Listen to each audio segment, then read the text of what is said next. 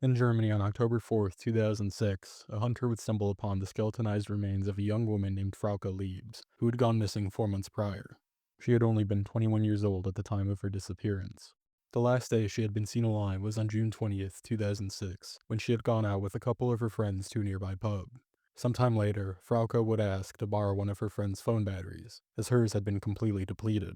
Moments later, she would return the battery and leave the pub at around 11 p.m. Considering the distance from the pub to her home was less than a mile, she would seemingly attempt to make the short trek on foot. However, just around 2 hours later, at 12:49 a.m., her roommate would receive a text message from Frauke's number, stating she would be home late.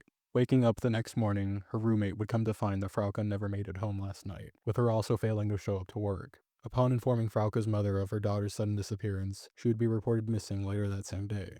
But that isn't entirely where the story ends, as for one reason or another, Frauke would be able to have 5 short phone calls with her roommate in the days that followed. During these calls, she would provide little to no details surrounding her situation, with her only stating that she would return home soon. The last of these calls occurred on June 27th, when she was asked if she was being held captive. In response to this, Frauke would whisper a faint yes before suddenly shouting no, to which the call would end. From this point forward, she would never be heard from again. With police stepping in, they would be able to track Frauke's location at various points in the following days using her text messages and phone calls. The text message that had been sent on the night of her disappearance was revealed to have been sent from a city around 20 miles away from her last known location.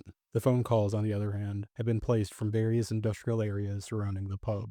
The details surrounding her disappearance and passing continue to remain unknown.